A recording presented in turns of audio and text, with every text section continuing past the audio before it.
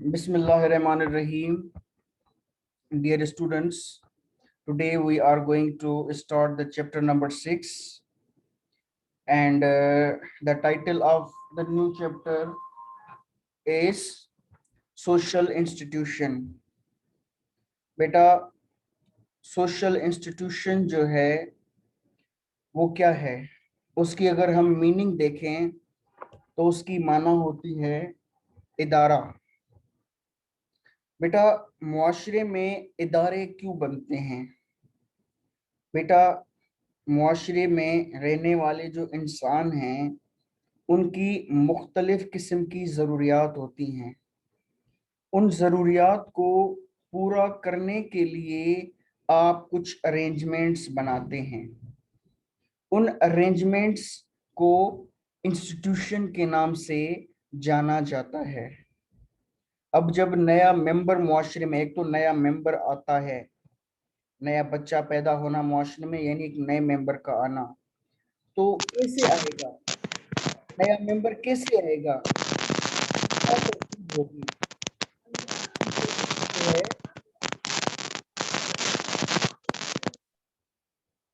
उसकी तरतीब क्या होगी? और फिर जो नया बच्चा होता है उसको पालना पोसना बड़ा करना, उसकी मुख्तलिफ जरूरियात पूरी करना, उसके लिए बेटा फैमिली का होना लाजमी है। तो एक तो फैमिली का इदारा हो गया। उसके बाद वही बच्चा जो है उसको तालीम की ज़रूरत पड़ती है। एक सोसाइटी का एक यूज़फुल मेंबर बनने के लिए उसको एजुकेशन की ज़रूरत पड़ती है।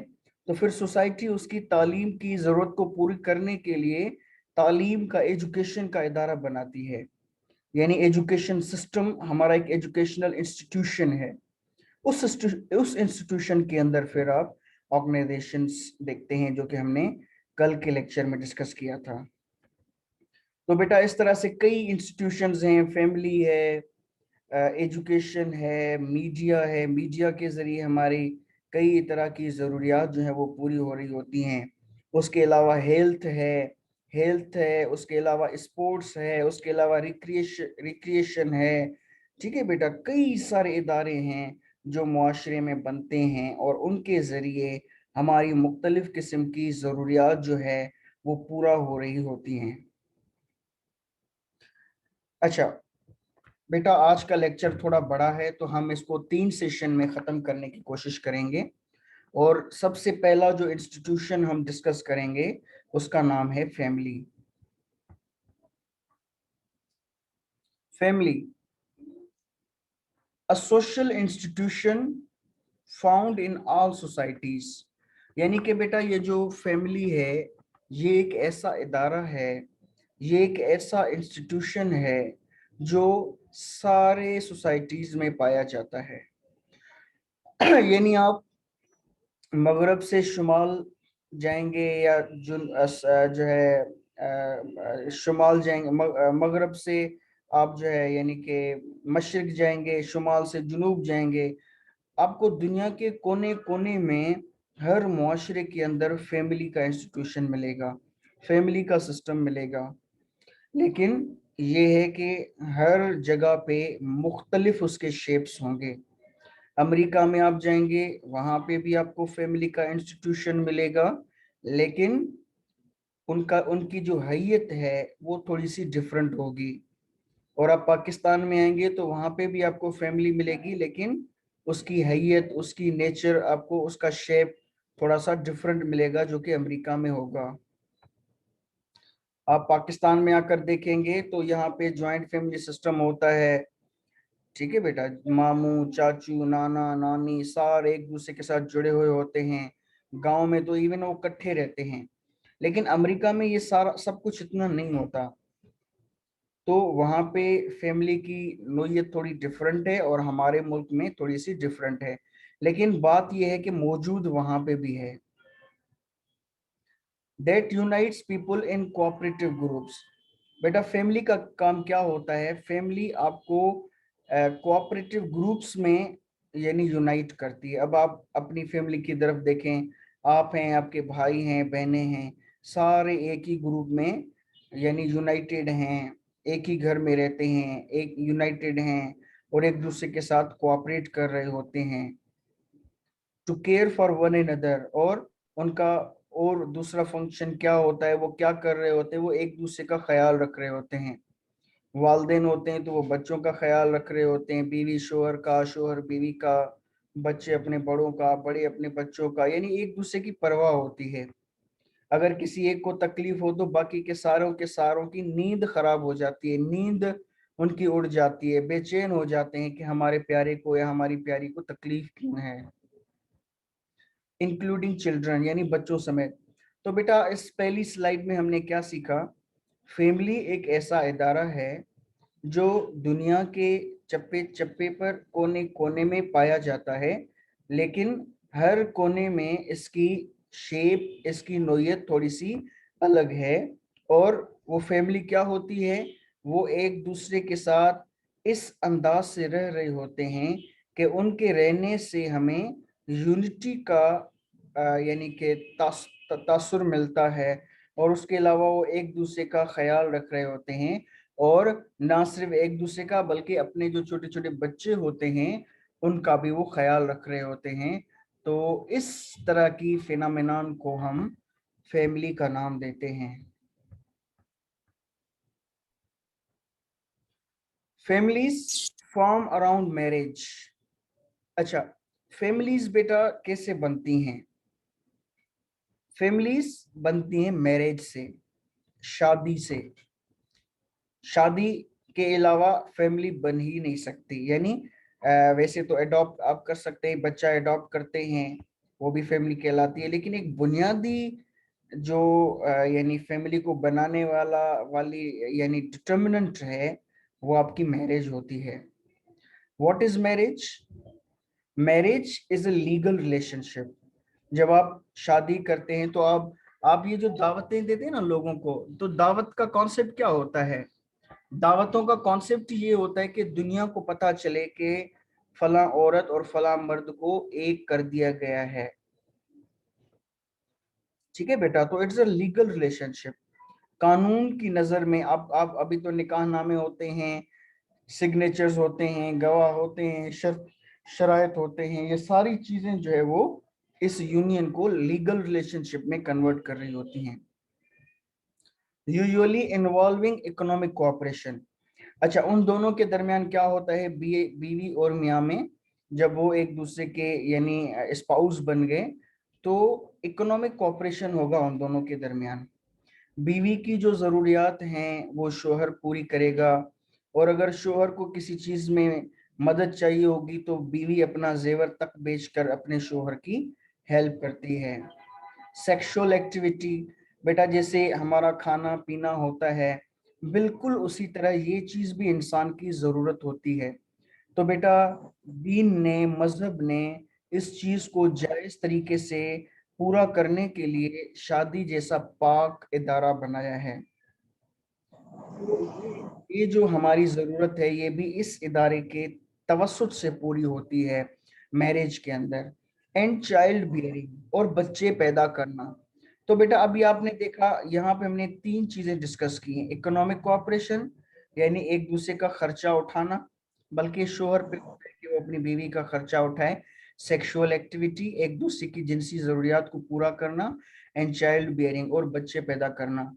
तो बेटा ये तीन फंक्शन होते हैं मैरिज के। कभी कभी आप लोगों ने सुना होगा कि भाई मैरिज जो है वो फला लोगों की कामयाब नहीं हुई है, शादी उनकी टूट रही है, तलाक हो रही है। तो बेटा अगर आप इस टूटी हुई शादी के पीछे देखेंगे, इन तीन में से कोई ना कोई पहलू जरूर होगा जिसकी वजह से उनकी शादी टूटती है। या तो उनके बच्चे नहीं हो रहे होंगे, बच्चे ना होने की वजह से भी लोग जो वो एक औरत को छोड़कर दूसरी औरत की तरफ जाते हैं। सेक्सुअल एक्टिविटी या उनका ये पहलू जो है वो सेटिस्फाइड नहीं हो रहा होगा, या उनका इकोनॉमिक कोऑपरेशन यानी कि उनके जो अखराजात हैं वो ठीक से अदा नहीं हो रहे होंगे, इनकी वजह से ही शादियां टूटती हैं। तो दैट वाज अबाउट मैरिज। अच्छा, अब हम आएंगे ग्लोबल वेरिएशंस पर। ग्लोबल कहते हैं यूनिवर्सल, दुनिया, यानी आप अगर दुनिया में देखेंगे तो शादी, सॉरी जो है यानी फैमिली जो है उसके मुख्तलिफ पैटर्न्स पाए जाते हैं पूरी दुनिया में। अमेरिका में, अफ्रीका में, एशिया में, अरबुस्तान में, मुख्तलिफ इलाकों में आपको मुख्तलिफ शेप्स मिलेंगे फैमिली के। इन प्री इंडस्ट्रियल सोसाइटीज, बेटा ये एक टाइम है प्री इंडस्ट्रियल सोसाइटीज। ये कौन सा टाइम है? यानी कि जब इंडस्ट्री का जमाना नहीं हुआ करता था, फैक्ट्रियां नहीं थी, इंडस्ट्रियां नहीं थी, सारी चीजें जो है वो लोग अपने हाथों से बनाया करते थे। तो उस जमाने को हम प्री इंडस्ट्रियल सोसाइटी कहते हैं। यानी 17वीं और 16वीं सदी से पहले वाला जो जमाना है उसको हम प्री इंडस्ट्रियल सोसाइटी कहते हैं। और फिर 16 से लेकर 20वीं सदी तक उसको हम कहते हैं इंडस्ट्रियल पीरियड। अच्छा, पोस्ट इंडस्ट्रियल किसको कहते हैं? पोस्ट यानी कि वो ममालिक जहां पे इंडस्ट्री मुकम्मल तौर पर आ गई है, मुकम्मल तौर पे वो ममालिक इंडस्ट्रियल बन गए हैं, और उनके इंडस्ट्रियल बन जाने के बाद की जो सूरत हाल है उस सूरत हाल को पोस्ट इंडस्ट्रियल सोसाइटीज कहते हैं। तो बेटा यहाँ पे बात हो रही थी प्री इंडस्ट्रियल सोसाइटीज की। In pre industrial societies people take a broad view of family tries.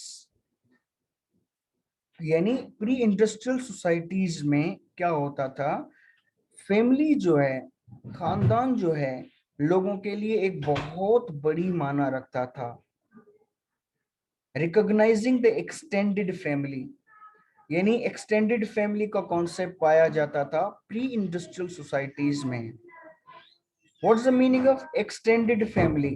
बेटा ये जो अक्सर आप लोग एक अल्फाज कहते हैं ना, ज्वाइंट फैमिली, तो ये जो ज्वाइंट फैमिली नाम है उसका सोशोलॉजिकल नेम जो है वो है एक्सटेंडेड फैमिली। इसमें कौन कौन होते हैं? A family composed of parents and children as well as other किन।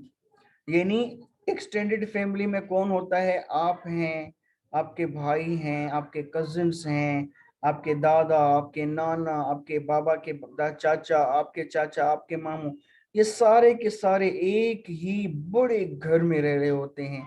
तो उसको हम ज्वाइंट फैमिली भी कहते हैं, लेकिन सोशोलॉजिकली हम उसको एक्सटेंडेड फैमिली कहते हैं। This group is also called the consanguine family. Consanguine family यानी कि बेटा इसको, इसका जो दूसरा नाम है वो कंसेंगुइन फैमिली भी है। कंसेंगुइन फैमिली से क्या मुराद है? कंसेंगुइन फैमिली से मुराद है कि जितने भी मेंबर्स हैं फैमिली के, उस बड़ी फैमिली में वो एक दूसरे के साथ खूनी रिश्ते में बंधे हुए हैं। यानी दे शेयर ब्लड, वो एक दूसरे के साथ खूनी रिश्ते में बंधे हुए होते हैं। खून का रिश्ता होता है उन सब में एक दूसरे के साथ। तो इसके लिए उसका दूसरा नाम कंसेंगुइन फैमिली भी होता है।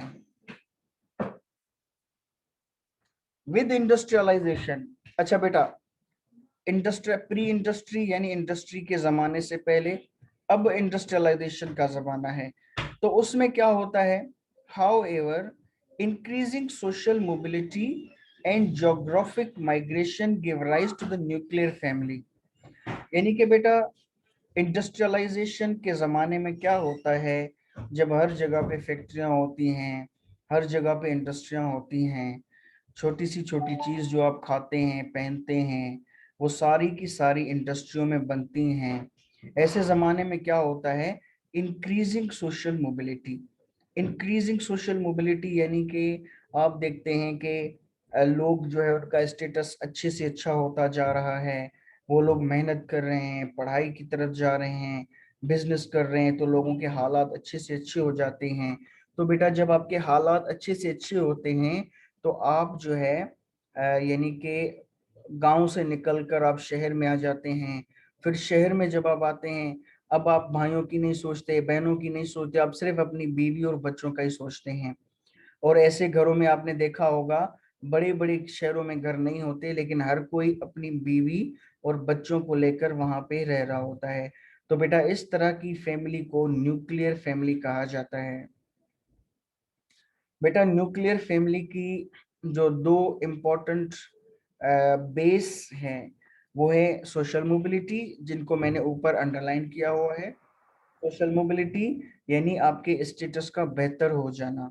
एंड ज्योग्राफिक माइग्रेशन यानी आप एक इलाके में रहते थे अपने दादा के साथ, बाबा के साथ, अम्मा के साथ, भाई बहनों के साथ, लेकिन आपने पढ़ा, आपने मेहनत की और अब आपको जॉब मिल गई है किसी इलाके में, इस्लामाबाद में, लाहौर में। अब आप ऐसा तो नहीं है ना अपने भाई को, बहनों को, सबको लेकर लाहौर चले जाते, नहीं, वो अपने अपनी जगह पे होते हैं। आप अपनी बीवी और बच्चों को लेकर चले जाते हैं। तो बेटा बीवी और बच्चे, इस तरह का फैमिली जो सेटअप होता है उसको न्यूक्लियर फैमिली कहा जाता है। A family composed of one or two parents and their children, यानी ऐसा नहीं है कि मियाँ भी हो बीवी भी हो तब ये न्यूक्लियर बनेगी। अल्लाह ना करे अगर उनमें से कोई एक गुजर जाता है, शोहर नहीं होता, सिर्फ माँ और बच्चे होते हैं, तो वो भी न्यूक्लियर फैमिली है। और बाप और बच्चे हैं तो वो भी न्यूक्लियर फैमिली है। लेकिन उन बच्चों के अगर बच्चे हो गए तो फिर वो न्यूक्लियर नहीं रहेगी, फिर वो एक्सटेंडेड फैमिली हो जाएगी। लेकिन आपने देखा होगा कि जैसे ही बड़े बेटे की बच्चे की शादी हो जाती है वो अपने घर वालों से अलग सेटअप बना लेता है, तो हर कोई अलग सेटअप बनाता है। और बेटा आजकल जो मैरिज है, शादी है, उसमें सबसे इम्पोर्टेंट बात ये देखी जाती है कि भाई घर में कौन कौन है। अगर एक घर में 10 घर भाती हैं, बहनें हैं, कंवारियां हैं, सारी भाई हैं, कंवारे हैं, इस तरह की सेटिंग में बहुत ही कम लोग होते हैं जो रिश्तेदारी करते हैं, और ऐसे घर को प्रिफर करते हैं जहाँ पे माँ बाप का इकलौता बच्चा होता है। तो ये है न्यूक्लियर फैमिली।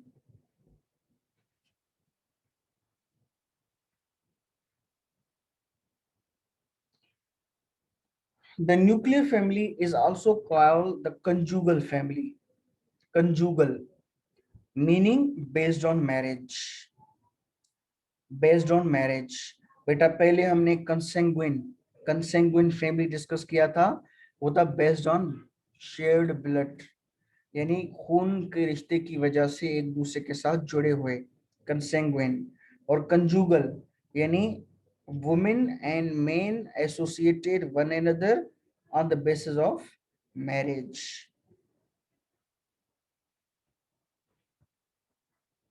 अच्छा बेटा उसके बाद मैरिज पैटर्न, यानी अब तक तो हमने शादी के पैटर्न, सॉरी, फैमिली के पैटर्न डिस्कस किए थे कि न्यूक्लियर फैमिली होती है और एक्सटेंडेड फैमिली होती है। बेटा ये अपने माइंड में रखिएगा। अब हम शादी के पैटर्न पढ़ेंगे, कितने पैटर्न पाए जाते हैं दुनिया में शादी के।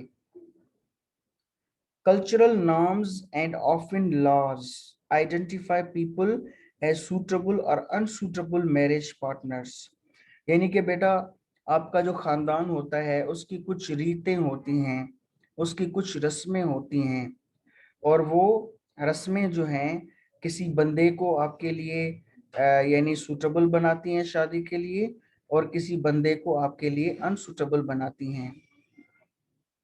मिसाल के तौर पर अगर आपका खानदान जो है, यानी आपने देखा होगा जो कंजर्वेटिव होते हैं वो अक्सर अपनी बेटियों और अपने बेटों के रिश्ते बाहर नहीं करते। तो फिर अब वो बेटी चाहे कितनी भी पढ़ी लिखी क्यों ना हो, लेकिन उसको ऑप्शन ये दिया जाता है कि बेटा ये आपका कजिन है या ये आपका जो है वो मामूजाद है, आपकी यहाँ पे ही होनी है, बाहर नहीं हम देंगे, वो चाहे कितने भी पढ़े लिखे हों, और हमारा अपना जो है या हमारी अपनी जो है वो चाहे कितनी भी नालायक या नालायक क्यों ना हो, लेकिन हमने नहीं करना। तो इस तरह की अरेंजमेंट्स भी फैमिलीज के अंदर पाई जाती हैं।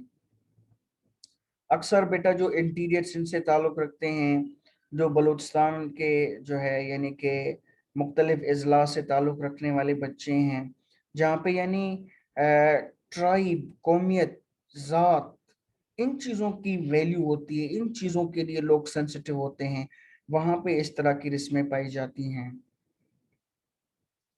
सम नॉर्म्स प्रोमोट इंडोगेमी, यानी बेटा इसको हम कहते हैं इंडो। इंडो यानी अंदर, अपनी ही जात के अंदर, अपने ही कबीले के अंदर, अपने ही खानदान के अंदर शादी, इंडोगेमी। गेमी कहते हैं शादी को, इंडो यानी अंदर, अपने ही खानदान के, अपने ही कबीले के अंदर शादी करवाना अपने बच्चों की, इसको हम कहते हैं इंडोगेमी, यानी marriage between people of the same social category. यानी आपका जो कैटेगरी है, आपका जो यानी क्या कहते हैं कि यानी कबीला है, जात है, वो एक ही है, आप उससे बाहर जाते ही नहीं है। इवन बेटा अगर अपने कबीले में लड़के ना हो तो वो लड़की बेचारी बैठे बैठे बूढ़ी हो जाती है, लेकिन उसका निकाह जो है वो किसी बाहर की कम्युनिटी के बंदे के साथ नहीं किया जाता। इवन कभी कभी ये भी होता है कि अगर अपनी जात में, अपनी कम्युनिटी में कोई बंदा मौजूद ना, यानी ना हो, गैर शादीशुदा, तो फिर लोगों की दूसरी दूसरी शादी, तीसरी तीसरी शादी करवाई जाती है कि भाई ये लड़की फारिग बैठी है, आप शादीशुदा हैं बेशक, आपके 5 बच्चे भी हैं, लेकिन आप इसके साथ भी निकाह कर लें, क्योंकि इसके लिए कोई ऑप्शन हमारे पास नहीं है।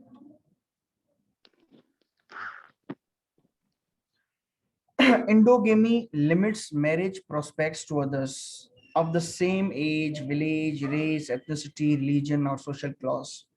यानी कि बेटा एंडोगेमी का सबसे बड़ा नुकसान जो है, डाउनसाइड जो है, डिसएडवांटेज जो है, वो ये है कि आपके आपके लिए चांसेस कम हो जाती हैं, मैरिज प्रोस्पेक्ट्स, यानी अपॉर्चुनिटीज आपके पास लिमिटेड हो जाती हैं।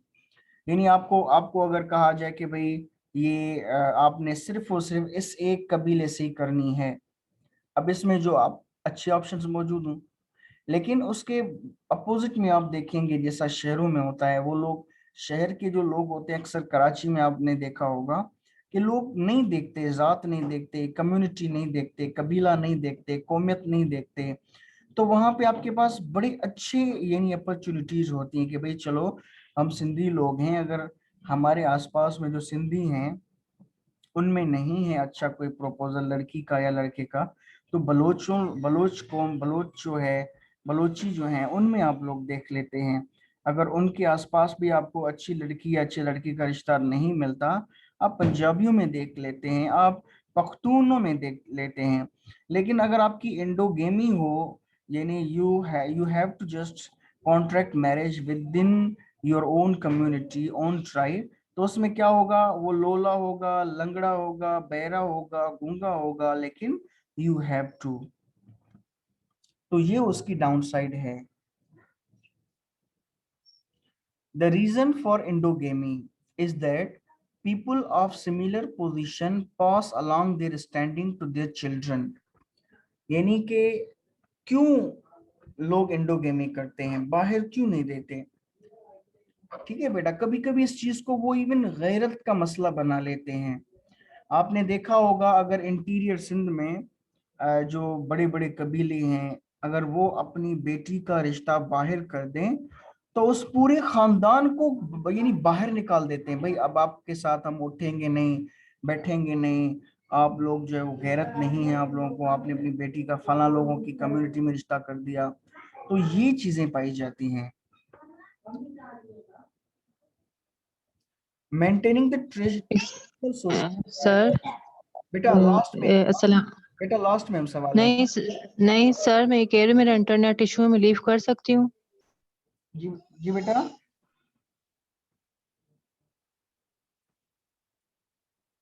मैं कह रही हूँ सर मेरा इंटरनेट इशू है, मैं लीव कर सकती हूँ? बेटा अगर अब इंटरनेट चल रहा है तो आप लीव क्यों करें, अगर लीव हो जाएगा नहीं सर सर अच्छा बार बेटा, बार कितनी बार डिस्कनेक्ट हुआ है। अच्छा no issue. Maintaining the traditional hierarchy. अच्छा बेटा, क्यों यानी कि एंडोगेमी होती है, इसका दूसरा सवाल।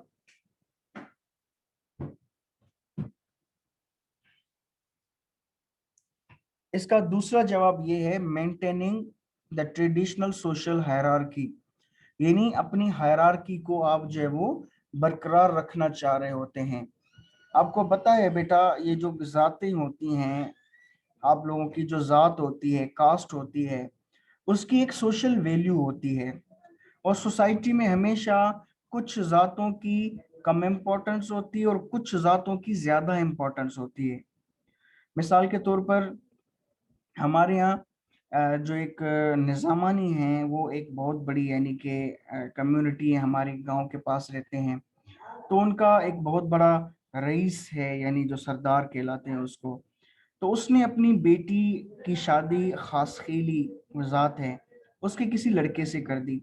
अब देखा जाए तो लड़की भी पढ़ी लिखी थी, वो कराची के स्कूलों में पढ़ी, यूनिवर्सिटियों में पढ़ी। लड़का खासखेली था, वो भी यूनिवर्सिटियों में पढ़ा। दोनों ने एक दूसरे को चाहा और दोनों ने शादी कर ली। और उस शादी में लड़की के बाप की भी रजामंदी थी। उसने कहा यार मेरी बेटी पढ़ी लिखी है, वो अपने यानी कि किसी हम पल्ले नौजवान से शादी करे। लेकिन वो जो रईस था उसका जो बेटा था, वो यानी वो भी रईस था, तो वो अपने बाप से लड़ पड़ा। दोनों में बहुत ठीक ठाक का झगड़ा हुआ, लड़ाई हुई। उसने कहा आपने मेरी बहन का रिश्ता खासखेलियों में क्यों कर दिया? वो लोग हमेशा हमारे नौकर रहे हैं, हमारे बंगलों की सफाई करते रहे हैं, हमारे कामकाज करते रहे, और आज उनके लड़के ने हमारे घर से हमारी लड़की से शादी कर ली। ये हमारे लिए बड़ी यानी गैरत का सवाल है, और हमें ये नहीं करना चाहिए था। हमारी इज्जत डूब गई है। सारे लोग क्या कहेंगे इलाके के, भाई फला खास के लिए ने रईस की बेटी से शादी कर दी, ये हमारी बेइज्जती हो गई। तो बेटा इस चीज की वजह से भी लोग इंडोगेमी करते हैं, यानी अपनी कम्युनिटी के अंदर करते हैं कि वो जो दूसरी कास्ट है वो इतनी ज्यादा इम्पोर्टेंट नहीं है, उनके साथ अगर हम रिश्तेदारी करते हैं तो हमारी बेइज्जती हो जाएगी, हमारी जो हायरार्की है, हमारी जो इम्पोर्टेंस है वो कम हो जाएगी। बाय कॉन्ट्रास्ट, उसके मुखालिफ अगर आप देखें, exogamy is marriage between people of different social categories. बेटा उसके मुकाबले में एक्सोगेमी होती है। एक्सोगेमी क्या होती है? एक्सोगेमी ये होती है कि आप शादी करते वक्त ये नहीं देखते कि मेरा अपना कम्युनिटी या मेरी अपनी जात का होना लाजमी है। आप जस्ट ये देखते हैं कि भाई बस लड़का अच्छा है, लड़की अच्छी है, मेरे बेटे या मेरे बेटी के काबिल है, बराबर है। ठीक है बेटा, तो आप वहां पे शादी कर देते हैं, किसी कास्ट को नहीं देखते कि आया वो मेरी कास्ट का है या नहीं। तो इस ये एक्सोगेमी कहलाती है। It's the marriage between people of different social categories. यानी आप बाहर, आप लोग अक्सर कहते हैं ना हमने अपनी बहन बाहर दी है, बेटी बाहर दी है, यानी अपनों में नहीं गैरों में दी है। Exogamy links distant communities and encourage the spread of culture. बेटा एक्सोगेमी का बहुत बड़ा ये फायदा होता है कि मुख्तलिफ कम्युनिटीज को आपस में जोड़ती है। यानी आप बलोच थे, आप लोगों ने सिंधियों में रिश्ता कर दिया। अब उनके यहाँ कोई प्रोग्राम होता है तो आप भी उनके यहाँ जाते हैं, उनके दूसरे रिश्तेदारों से मिलते हैं, मिलाते हैं, ताल्लुकात बनते हैं। और आप लोग बलोच हैं तो आप लोगों के दरमियान किसी की शादी ब्याह होती है तो आप अपनी बेटी के ससुराल की हैसियत से आप उन लोगों के भी मदऊ करते हैं, वो भी आपके दूसरे रिश्तेदारों से मिलते हैं, फिर उनके आपस में लिंक बनते हैं। तो इस तरह से कौमें एक दूसरे के साथ जुड़ जाती हैं जब आप एक्सोगेमी करते हैं। And encourage the spread of culture. और इससे दूसरा फायदा क्या होता है कि कल्चर जो है वो आपका फैलता है। मिसाल के तौर पर आपने पंजाबियों में शादी की, तो जो पंजाबी कल्चर है, वो लड़की पंजाब की कल्चर से आ रही है, तो अब वो अपने साथ पंजाब के कल्चर की कई सारी चीजें लेकर आपके घर पहुंच जाएगी। अब आपको पता नहीं था पहले कि पंजाबी कल्चर क्या है, कौन है, इनके लिए क्या चीज अच्छी है क्या बुरी है, लेकिन रिश्ता करने के बाद आपको इन सारी चीजों का पता चल गया।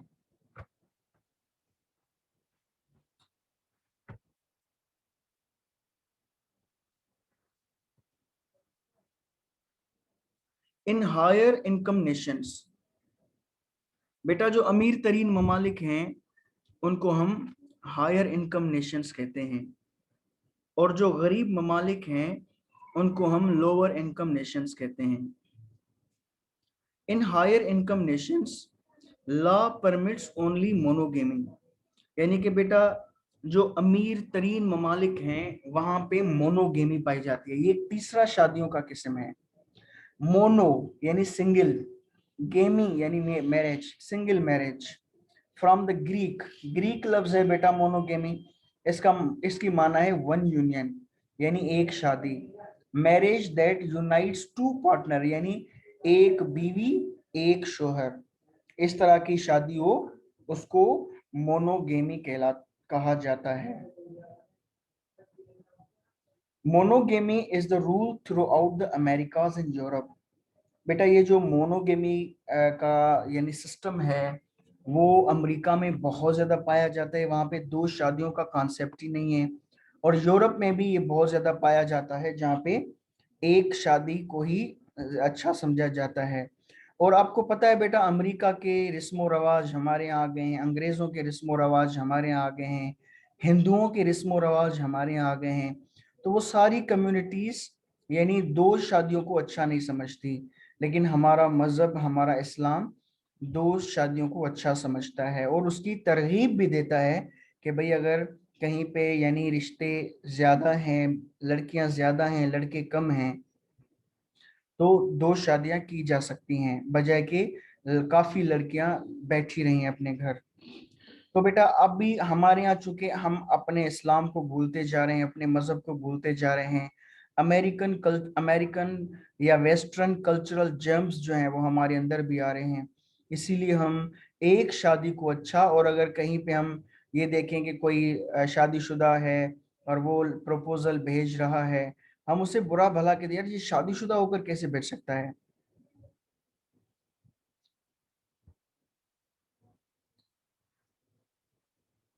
But many lower income countries, यानी जो कम इनकम वाले ममालिक हैं, specially in Africa and South Asia, permit polygamy, यानी उनमें क्या है, पोलीगेमी पाई जाती है। पोलीगेमी यानी एक से ज्यादा शादियां।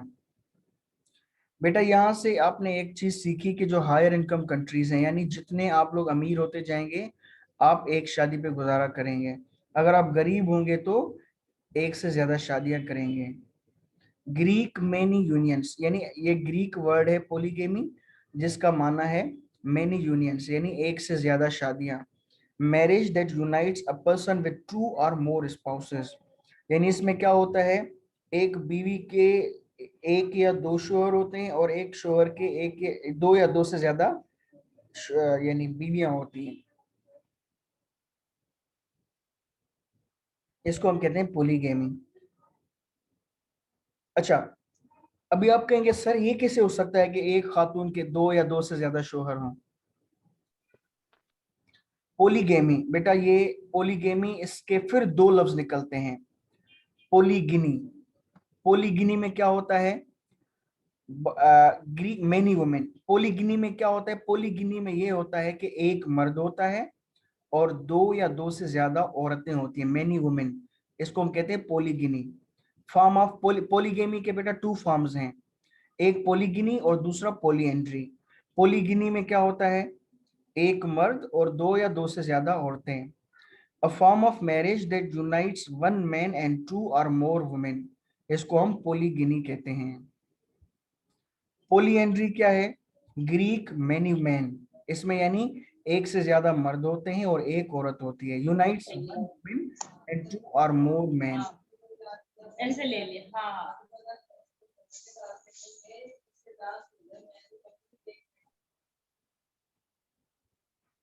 This extremely rare pattern exists in Tibet. बेटा ये चीज तिब्बत मुल्क आप लोगों ने सुना होगा, जो चाइना और इंडिया के बॉर्डर पे है, उसमें ये चीज पाई जाती है। A mountainous land where agriculture is difficult, जहाँ पे एग्रीकल्चर बहुत मुश्किल है। Their polyandry discouraged the division of land into parcels too small to support a family and divides the work of farming among many men। यानी इसके जरिए वो लोग ये कर रहे होते हैं कि भाई अगर एक औरत के दो या दो से ज्यादा शोहर होंगे तो खेती बाड़ी में वो शोहर जो है वो एक दूसरे की हेल्प कर रहे होंगे, और जो जमीन है वो भी ज्यादा नहीं बटेगी। ठीक है, वो जमीन भी एक ही औरत के बच्चों में रहेगी। ये कॉन्सेप्ट है उन लोगों का पोलियंड्री के पीछे। Most of the world societies at some time have permitted more than one marital pattern, यानी कि बेटा आप माजी में देखेंगे तो यानी इस तरह के फॉर्म्स ऑफ मैरिजेस पाए जाते हैं। इवन अभी मैं आपको सेकंड सेशन में मिसाल दूंगा किस तरह से इंडियन पंजाब में भी पोलियंड्री का फॉर्म पाया जाता है। यानी एक औरत और 2 या 2 से ज्यादा मर्द। Even so most marriages have been monogamous, यानी ज्यादातर आप तारीख में भी देखेंगे तो आपको मोनोगेमी मिलेगी, यानी एक शोहर एक बीवी। लेकिन दूसरे जो इकसाम है वो भी पाए जाते हैं। The historical preference for monogamy reflects two facts of life, यानी कि बेटा मोनोगेमी जो है पाई जाती है उसके पीछे 2 मोटिवेशंस होती हैं। Supporting several spouses very expensive, यानी ये है कि वो लोग जो मोनोगेमी करते हैं, यानी एक वक्त में एक ही बीवी से निकाह करते हैं, तो वो लोग, उनका मानना होता है कि भाई 2 शादियां करना और फिर उनका खर्चा उठाना ये बहुत ज्यादा महंगा होता है, इसीलिए नहीं कर सकते। And the number of main and women in most societies रफली इक्वल, और तकरीबन तकरीबन आबादी हमेशा 50-50% रही है, तो इसीलिए भी मोनोगेमी पाई जाती है। जी बेटा, तो ये था। अच्छा बेटा, अब मैं आपको मिसाल दूंगा। इंडियन पंजाब में आमिर खान का एक शो है सत्यमेव विजयते, 2013, 2012, 2012, 13, 14, ये 3 सीजन है, आप देखेंगे वहां पे एक उनकी किस्त आई थी इन्फेंटिसाइड पे, जहाँ पे बच्चों को मार दिया जाता है जब वो बच्चे माँ के पेट में होते हैं। क्यों मार दिया जाता है? उनकी सेक्स डिटर्मिनेशन टेस्ट की जाती है ये जानने के लिए कि आया लड़का है या लड़की। तो जब लड़की होती है तो उसको वहीं उसको पैदा ही नहीं करते। क्यों नहीं करते? वो कहते भी लड़की होगी फिर जहेज के लिए परेशान होना पड़ेगा, फिर लड़के वालों के ताने बर्दाश्त करने पड़ेंगे। बेटा इन चीजों की वजह से लोग लड़की की पैदाइश पे यानी शर्मिंदगी महसूस करते हैं और माँ के पेट में ही अबॉर्शन करवा लेते हैं। इसका नतीजा क्या निकलता है कि बेटा अब आपको पता है हर लड़के के लिए एक लड़की चाहिए, लेकिन जो रिश्ते जो यानी वालिदैन थे वो तो अपनी बच्चियों को गिरा रहे थे पेट में से। अब अब इंडियन पंजाब में हर हजार लड़के, 1000 लड़के हैं तो उनपे 750 खवातीन हैं या 800 खवातीन हैं। अब जो ऊपर 200-250 बच रहे वो क्या करेंगे? अब बेटा वहां पे क्या होता है कि इवन एक तो गुर्बत होती है, पैसा भी नहीं होता इतना, फिर 2-2, 3-3 भाई जो हैं वो इकट्ठे पैसे डालकर फिर एक खातून खरीद कर लाते हैं किसी और प्रोविंस से, किसी और सूबे से खरीद कर लाते हैं। अक्सर ये जो है बंगाल, इंडियन बंगाल है वहां से, और बिहार, इन 2 प्रोविंस से जो औरतें खरीद कर उनके साथ वो शादियां करते हैं, 2-2, 3-3 भाई मिलकर। तो ये फॉर्म पाया जाता है शादी का, पोली एंड्री, इंडियन पंजाब में भी। ये अगर आप इंटरनेट पे गूगल करेंगे सत्यमेव विजयते, और फिर उसमें इन्फेंटिसाइड एपिसोड का नाम है, इन्फेंटिसाइड के अंदर एक खातून रिसर्चर थी, उसने ये रिपोर्ट दी थी कि ये चीज हमारे इंडिया में पाई जाती है। ठीक है बेटा, तो ये था फर्स्ट सेशन। इंशाल्लाह ताला 5 मिनट के बाद हम सेकंड सेशन में मिलते हैं।